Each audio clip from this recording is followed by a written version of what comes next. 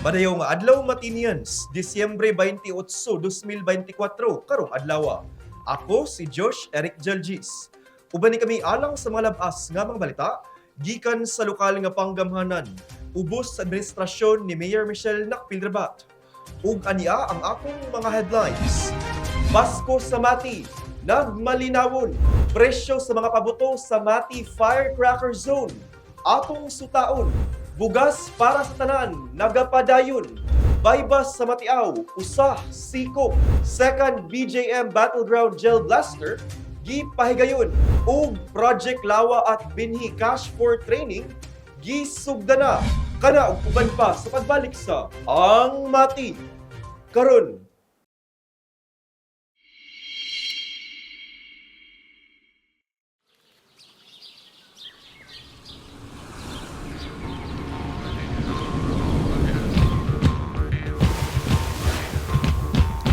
Boa noite, povo, que eu cheguei.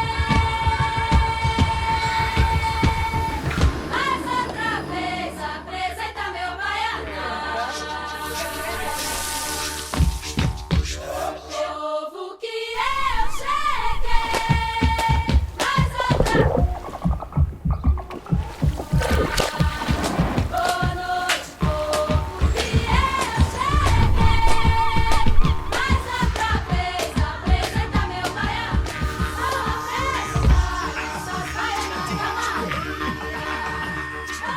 Mati is where to be.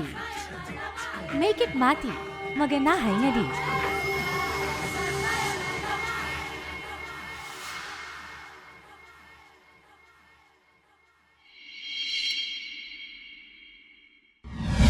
Ano ba'y gustong isumbong nga problema sa inyong barangay? O di ka proyektong kinahanglan ninyo nga wala nga tagad? Kung kamo nangitag kadangpan sa inyong soliran, i-report na kana sa Ang Mati karon. Kami gadawat sa reklamo, hangyo o bisan pa man unsang mensaheng gusto ninyong madunggan sa lokal nga panggamhanan. I-report na yan. Ipadala lamang inyong mensahe hangyo ug mulo sa atong Facebook page, City of Mati LGU, aron among masibya sa Ang Mati karon. Mamahimo usab kamong magpadala sa inyong video, mahitungod sa inyong issue. I-report na yan.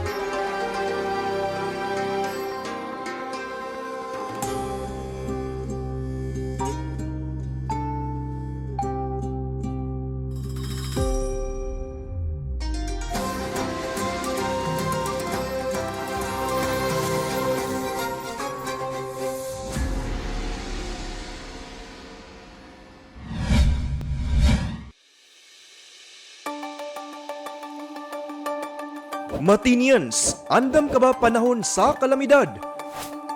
Ang Go Bag usa sa mga alibyo aron kaminusan ang epektong hatod sa kalamidad o emerhensiya. Ali, tabangan ta ka magprepara og Go Bag aron ready ka pirmi. Una, iandam ang sinina ug uban pang bisti nga magamit sulod sa duha hangtod tulo ka adlaw. Pagkaong di dali mapano sama sa dilata, biskwit, noodles ug uban pa. Tubig mainom, kutsara, tinidor, plato ug plastic bags. Toiletries sama sa toothbrush ug toothpaste, sanitary napkin para sa mga babae, sabon ug shampoo, hand sanitizer ug alcohol.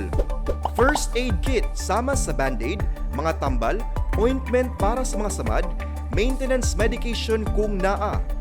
Survival kit sama sa pocket knife na dunay can opener, flashlight ug posporo o lighter, ug pito. Mga gadget sama sa radyo, battery, power bank, charger ug extension cord.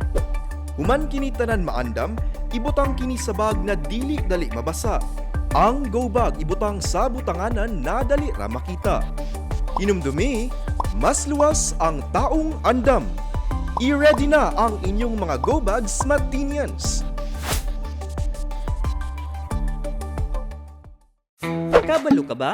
Nga otomatikong kansilado ang klase sa mga eskwelahan kung adunay bagyo, kusog nga pagulan, baha, ug kusog nga linog. Subay sa DepEd Order No. 37 Series of 2022. Otomatikong makansela ang klase gikan preschool hangtod grade 12 kung adunay na issue na tropical cyclone wind signals. 1, 2, 3, 4 o 5 gikan sa PAG-ASA o ang Philippine Atmospheric, Geophysical and Astronomical Services Administration. Gawas sa bagyo, otomatikong kanselado sab ang mga klase kung adunay gi-issue ang PAG-ASA na orange o red rainfall warning. Mamahimo sab na magsuspende og klase ang lokal na panggamhanan tungod sa pagulan bisan og walay warning gikan sa PAG-ASA. Samtang otomatikong makansela sab ang mga klase kung adunay flood warning gikan sa PAG-ASA. Makansela o masuspende sab ang mga klase bisan og walay flood warning sa PAG-ASA kung kini gimando sa lokal na panggamhanan. Sa panahon sa linog, otomatikong makansela ang mga klase kung lapas sa intensity 5 ang gideklara sa PHIVOLCS nakakusgon sa linog. Samtang mamahimong ikansela sa lokal na panggamhanan o mga school principal ang klase kung adunay linog na baba sa intensity 5 ang kakusgon. Kini nga polisiya mausab ang ginasubay sa Commission on Higher Education CONCHED. Karon, kabalo na ka. Malinawon nga gipahigayon ang pagselebrar sa Kapaskuhan dinhi sa Dakbayan sa Mati.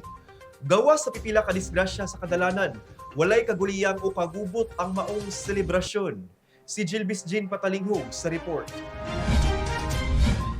Ang Kapaskuhan sa Mati sa makausab na pamatud-an nga panahon sa kalinaw ug panaghiusa. Samtang ang mga lumulupyo naghiusa sa pagsaulog sa Pasko nga gimarkahan sa kalipay, panaghiusa ug tradisyon. Ang usa ka bulan nga kapistahan nga gipahigayon uban ang madasigon nga mga pasundayag, charity events ug relihiyosong kalihukan naghiusa sa komunidad aron ipakita ang buhi nga diwa sa panaghiusa ug kalipay niining holiday season. Gikan sa masilaw nga mga Christmas lights, dekorasyon ug Christmas tree nga gidayan-dayan sa syudad ngadto sa mga pasundayag nga nagpuno sa musika ug kalipay sa hangin. Ang syudad sa Mati nahimo nga usa ka tinuod nga festive wonderland. Ang mga pamilya ug mga bisita nagtigom aron sa pagtagamtam sa panahon sa Pasko, samtang ang lokal nga mga tigpasundayag, mga caroler ug uban pa nakatampo sa malipayong atmosfera. Usa sa labing gipaabot nga highlight mao ang Christmas Sadya 2024 nga gidumala sa City of Mati LGU nga gipuno sa mga aktibidades sama sa Christmas tree and decor display, Christmas Sadya sa kabataan, pamaskong handog ug uban pa nga nagdala og kalipay sa mga residente. Busy ug puno ang mga tindahan ug kadalanan sa syudad tungod sa pagpamalit og mga regalo ug ang mga residente nga nanguli aron makauban ang ilang pamilya sa selebrasyon. Samtang ang relihiyosong mga kalihukan nagpabilin nga sentro sa selebrasyon. Ang tradisyonal nga simbang gabi na human nga malinawon ug hapsay nagpasiugda sa gahom sa pag-ampo ug pagtuo sa matag residente.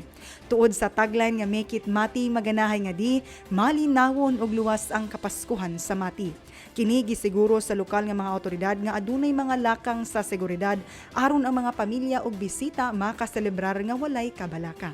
Bisan pa sa kalinaw sa selebrasyon, adunay pipila ka mga aksidente sa dalan nga natala. Usa niini mao ang vehicular crash kaniadtong Disyembre 24, 2024 alas 8:32 sa gabii. Diin ang usa ka driver mibangga sa tower signage dapit sa Petron Diversion Road, Barangay Central. Positibo sa alkohol ang maong driver ug nakaangkon og samad sa kilay ug kamot apan daling natambalan. Laing insidente ang nahitabo kaniadtong Disyembre 25, 2024, alauna 15 sa kadlawon sa Marinamnam Barangay Sentral, diin ang 23 anyos nga driver nga si John Paulo Aranyo nakaangkon og samad sa ulo, gasgas sa siko ug tiil. Human sa first aid treatment, mihangyo siya nga dili na dadun pa sa ospital. Wala usab gitaho na dagkong insidente sa tibuok kasaulugan sa Pasko nga usa ka timailhan sa kooperasyon sa komunidad ug sa mga paningkamot sa law enforcement. Ang kalampusan sa Pasko karong tuiga nagpasiugda sa pasalig sa syudad sa padayon nga panaghiusa. Samtang nagpaabot sa bagong tuig, padayon gihapong ginaawhag ang publiko nga magmatngon ug magpabilin nga luwas sa mga selebrasyon. Kini si Jilbes Jean Patalinghog para sa Ang Mati karon. Gibutyag sa mga negosyante sa firecracker zone diri sa Dakbayan sa Mati ang presyo sa mga pabuto. Ingon man paghatag gibugaton sa mga lakang sa kaluwasan alang sa pagsugod sa tuig 2025. Ania ang report. Kauban sa mga kalingawan sa pagselebrar sa bagong tuig ang mabulukon nga mga pabuto ingon man fireworks nga magdalag kahayag sa kalangitan. Busa gibutyag sa mga negosyante sa firecracker zone didto sa barangay Patiawning, Dakbayan sa Mati ang presyo sa mga firecrackers nga pwede mapalit sa katawhan. Gikan sa gagmay nga mga firecrackers nga tag 20 pesos hangtod sa mga dagkong fireworks nga tag 18,000 pesos, ania ang presyo sa mosunod nga mga pabuto.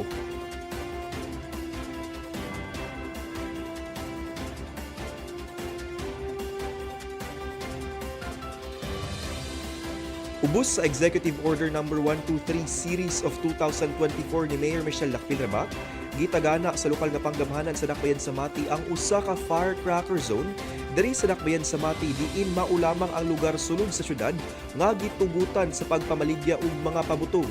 Taliwala sa malipayon nga selebrasyon, pahimangno sa lokal nga panggamahanan ingon man sa kapulisan ngadto sa publiko ang musunod nga mga safety precautions kabahin sa paggamit og mga pabuto. Una, ang pag-andam og safety equipment sama sa fire extinguisher ug first aid kit. Ikaduha, ang pagbintirar og luwas nga distansya nga layo sa mga tao, mananap, tanom og flammable nga mga materyales. Ug ikatulo, ang husto nga paglabay sa mga gigamit nga pabuto ngadto sa tubig. Apan kung mahimo, gitambagan ang publiko nga mangitag laing paagi sa pagsugat sa bagong tuig gawas sa paggamit og mga pabuto. Ilabi na nga ginaselebrar usab sa bulan sa Disyembre ang National Firecracker Prevention Month. Kahinumduman usab nga sa milabay nga tuig 2023, walay natalang kaso sa firecracker-related incidents ang Dakbayan sa Mati.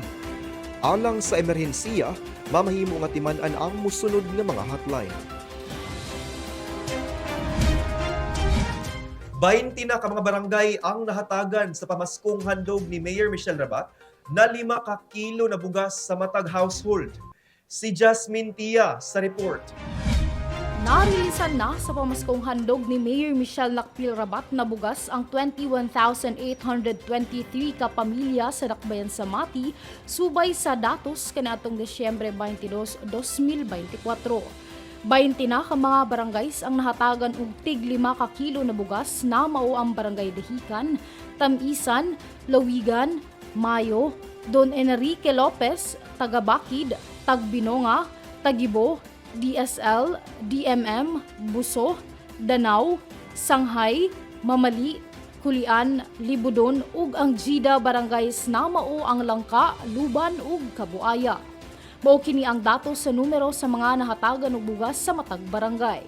Nagsugod ang pagpanghatag og bugas kaniadtong Disyembre 18, 2024 sa pagpangulo sa City Social Welfare and Development Office, inubanan sa mga barangay health workers ug City Disaster and Risk Reduction Management Office sa Dakbayan.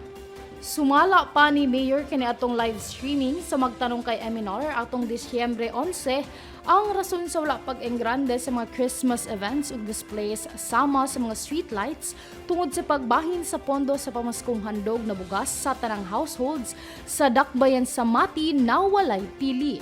Samtang dako ang pasalamat sa mga matinyan sa nadawat nila na bugas, di nabati ang spirit of Christmas maskin sa gamay na regalo sa lokal na panggamhanan ngadto sa mga panimalay sa matag usa nagipagsaluhan sa matag pamilya.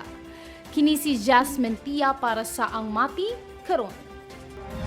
Sa among pagbalik, Baybas sa Matiaw, usa, siko, second BJM Battleground Gel Blaster, gipahigayon ug Project Lawa at Binhi Cash for Training, gisugda na kana sa pagbalik sa Ang Mati karon.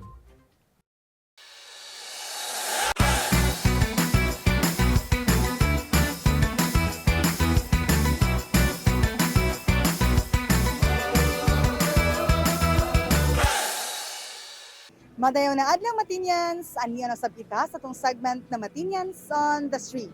Dinhi lamang sa Ang Mati karon.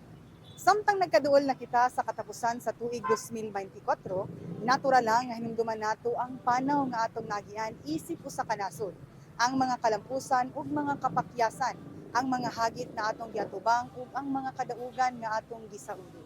Sama sa ubang nasod, ang Pilipinas nakaagi og mga panahon nga puno og kawalay kasiguruhan, labi na sa mga aspeto sama sa edukasyon, panglawas ug pagbangon sa ekonomiya. Apan bisan pa niining mga kalisdanan, nagpadayon nga lig-on og puno sa paglaom og determinasyon ang mga espiritu sa mga Pilipino. Karon samtang hapit na magsugod ang bag-ong tuig, daghan kanato ang naghunahuna dili lang sa personal nga mga resolusyon kundili sa mga kausaban nga gusto natong makita sa atong nasod sa kinatibukan. Busa alang sa atong pangutana karong semanaha, kung adunay usa ka dako nga kausaban nga imong gustong mahitabo sa Pilipinas sa tuig 2025, unsa kini og ngano?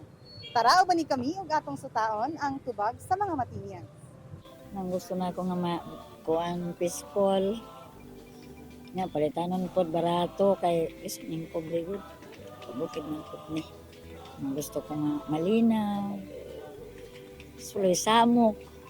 Paresa ng karong mga droga dapat mawala nang yun tayo na ba? Paresa to ni Tatay Digong sa una. Di karon mura na hinuog na kuan ng mate. Yung samot naman hinuon og kakuan tungod sa mga droga, Diyos ko Lord. Gusto na ko kanang justice bat kanang pantay sa tanan nga pamuhat walay pantay lang gud ang tanaw sa kata sa sa gobyerno. Madato man o pobre basta kay kata sa tanan matagos. Barato nga palito nun para mas madaghan sila mapalit nga para mas makasya ilang kwarta para sa kana nga ilang gusto nga paliton. Ay kung mahal man gud siya, gamay lang ang mapalit. Para sa ako, kung ang gusto na ko unta nga naay ang kausaban nga mahitabo sa tong nasod, kini gani ang style sa ato ang panggobyerno. Kay kung dili ni mausab kay lisod kay kami mga pobre ang makaluluoy. Ang gusto nako ma'am kay pareha karon murag nakita nako ba nga daghan na pud ng balik nga nagagamit og drugs. So gusto nako nga sa next year mawala na pud unta ni nga mahimo ng peaceful kay syempre kung ang nagagamit og drugs maapektuhan pud baya ang mga bata, mga batanon. Ang gusto nako na mausab sa Pilipinas na mawala ang shabu. Tapos barato ang mga pamalitonon tungod sa kalisod karon sa panahon. Kana lang tapos ang akong mga apo ang gusto nako nga may edukar sila. Ang kung pwede lang kanang kuhaon ang kanang 4-piece, kanang I-piece, kanang mga AX sa panang uban diha nga mga ayuda kay dapat ang ihatag sa ilaha is trabaho dili ang kanang inana kay gimura gitudluan nila ang mga tao og tinapulan. Unya ang nakadawat ra ba yun kasagaran kasagaran ang duol lang yun sa tiglista. Tinuod lang yun duol lang sa tiglista unya naay hataganan nga mga tao mo hinoy wala kadawat. Mo nay kuan trabaho ang ihatag dili kanang mga ayuda nga ingon ana. Which is okay na siya nga ayuda kung example kanang hospital nga tabangonon kaayo kanang ingon ana nga kuan nana nga pamaagi dili kay ang tao man gud nga nagkuano di na hinon sila manarbaho. Kay nagsalig naman sila. Salig na sila og kanang ingon ana nga mga tag 10,000 o siyempre ako dili ako manarbaho isa ka bulan. Mo po ni ang kuan namo nga dapat ang senior na aman sila ilahang kuano madawat nga pension. Dapat napud unta ang mga PWD. Kay ang PW limited naman ang lihok. Limited na ang pagpanarbaho, ang pagpangwarta. Matutukan unta ang mga pamaliton ma'am para mo barato. Para po ang mga pobre dili kayo maglisod. Kay grabe na gyud kamahal ang pamaliton karon ma'am. Pawalaon na ng droga ma'am. Kay gusto na siya naghatag og kuan kanang problema sa gobyerno. Sa farmers to ma'am, papers na ako og kuan, aguma. Ya, mahal kayo nga buno. Ya. Kuan ni maglisod ta pagpalit mo nang abot. Pwede rin kagmaya ma'am.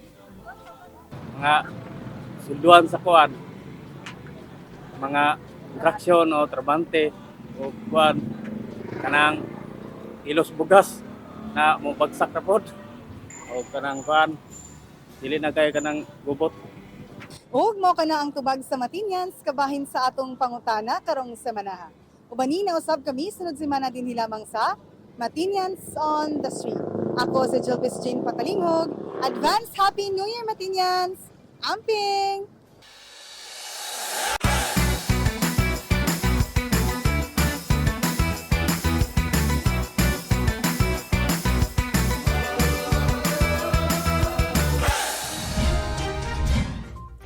Sikop ang usa ka alias Obet human sa gipahigayong bypass operation sa kapulisan didto sa barangay Matiaw ning Dakbayan kaniadtong Disyembre 22, 2024.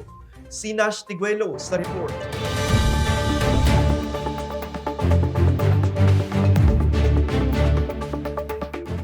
Dakpan sa kapulisan ang giilang alias Obet. Diin kini nakuhaan og kapin kung kulang 5 ka gramo sa gidudahang shabu human sa gipahigayong bypass operation didto sa purok pagkakaisa-1 barangay Matiaw ning Dakbayan sa Mati.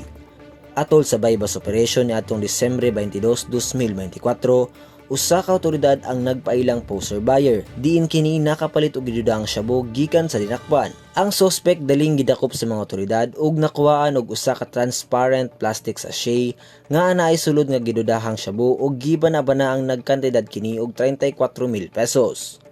Ang dinakpan nga giilang si alias Obet 38 anyos ug usa ka laborer ug residente sa sitio Magay, barangay Don Martin, Marundan ning Dakbayan sa Mati.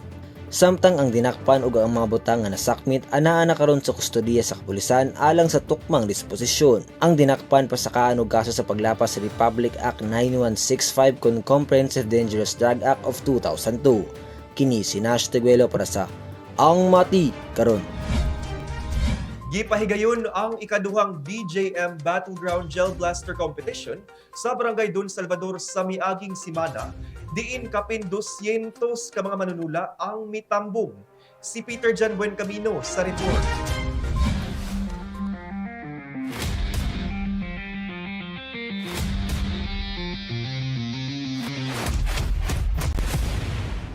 Susama sa usa ka action movie scene ang kainit sa eksena sulod sa BGM Battleground atol sa gipahigayong second BGM Battleground Gel Blaster 10v10 Open Tournament niadtong Disyembre 21 hangtod 22, 2024 ngadto sa Barangay Don Salvador ning Dakbayan.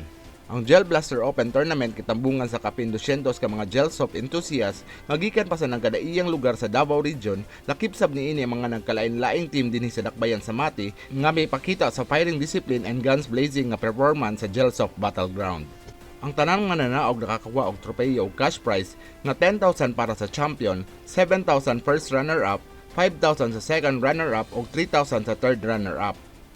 Kampiyon ang Team EXL sa giingong torneo. First runner-up ang Team Laagan, second runner-up ang Blaster Zone ug third runner-up ang Tansel nga gikan pa sa Tagum City. Ang gel soap masukod ang kapaspas ug katirador sa usa ka tawo, makatabang usab kini sa hand-eye coordination, reflexes ug cardiovascular endurance. Apan dili usab hikalimtan nga sa maong dula ipalabi gayud ang pasensya ug sportsmanship na mausab ang spirito sa kompetisyon. Kini si Peter John Benjamino para sa Ang Mati karon. Gisugda na sa DSWD ang Cash for Training program sa Project Lawa at Binhi sa pipila ka clusters kaniadtong Disyembre 17 ug 18 kung diin gawas sa nakatuon na mikita pa ang kapin 191 ka mga benepisyaryo sa nasangpit nga programa. Si Albert Louis Villar Jr. sa report. Nipailalom na sa pagbansay sa matang sa aquaculture ug agrikultura ang 191 ka mga initial beneficiaries sa Project Lawa at Binhi gikan sa duha ka clusters nga mao ang Badas Dahican ug Danau Sanghay nga puros mga barangay sa Dakbayan sa Mati.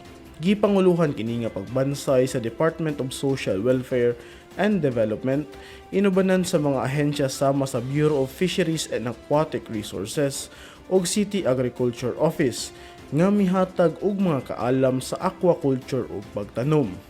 Kini nga mga kaalam labing kinahanglanon sa mga benepisyaryo. Kay ang Project Lawa at Binhi nagtumong na makabuhat og usa ka community-based water reservoir nga usa-usab ka fish pond ug usa ka communal garden nga nagtumong nga makontra ang hulaw o drought ug food insecurity sa mga komunidad. Mupa ilalom ang mga benepisyaryo sa 3 ka adlaw nga Cash for Training ug 5 ngadto sa 10 na usab ka adlaw sa Cash for Work program. This program designs for 3 stages. Natay gitawag og Advancing Climate Change, kung diin 3 ka adlaw atong gitawag na siya og Cash for Trainings nga ang mga tao atong tudloan i-aware nato how to become resilient in disasters ug masabtan nila kung unsa jud ang gitawag nato og disasters ug nganong usab-usab natong panahon. So importante kayo nga masabtan pagmayo sa mga tao para maging alerto sila o maging resilience pagkabot sa mga gitawag na mga katalagman. Now, ang stage 2, siyang gitawag og Cash for Works, kundiin ang mga katawhan, trabahoon nila ang katong gitawag og Lawa and Binhi. Literally, mo ning gitawag og small farm reservoir or fish pond. Ug kani siyang binhi mo ni ang gitawag og literally is gulayan ng bayan. Kundi magtanom sila og mga gulay ug ang atong Department of Agriculture mo provide og mga seedlings sa klase-klaseng mga gulay. Ug ang Lawa pod, ang small farm reservoir nato, trabahoan usab sulod sa 15 ka adlaw sa atong mga community o beneficiaries nato sulod sa 15 ka adlaw para sa paghimo og gitawag small farm reservoir. Laing tumong usab sa pagbansay ang paghatag og kaalam sa mga benepisyaryo sa kadaot nga dala sa climate change sa matang sa kinayahan, ekonomiya ug sosyedad. Naghatag usab og lecture ang City Disaster Risk Reduction and Management Office Mati sa matang sa disaster readiness and response. Kini aron mahatagan sila og kapabilidad nga epektibong mulihok bisan pa man sa panahon sa kalamidad. Sa Davao Oriental, 3 lamang ka lugar ang namahimong pilot area sa Project Lawa at Binhi, nga mao ang Lupon, Mati ug Baganga. Ang gingong proyekto na mahimo ng progresibo ug malampuson sa pipila ka mga areas sa Mindanao.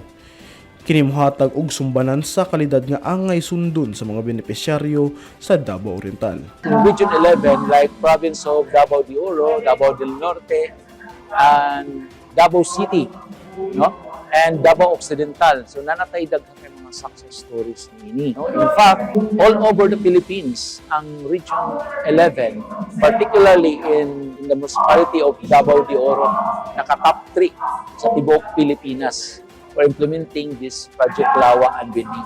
So daghan na ta. Aside from that, naapoy other pod nga mga other municipalities which is also outstanding sila sa pag-implement sa mga Project Lawa. So na nga, ang ato ang Project Lawa and Binhi, it's not only focuses lang sa socio-economic and environmental challenges, but it focuses on the social impacts. Sa social impact, nakuha ni siya og tabang dun sa katawhan ang maong Project Lawa and Binhi. Kini si Albert Louis Villar Jr. para sa Ang Mati karon. Ug mao kana ang atong mga pinakaunahing balita gikan sa City of Mati, LGU. Ako si Josh Eric Jaljis. Uban ni kami sunod semana matag Sabado diri lang sa Ang Mati karon. Atong kanunay hinumduman nga magmakusganon magmatinabangon ug magmahigugmaon matag adlaw.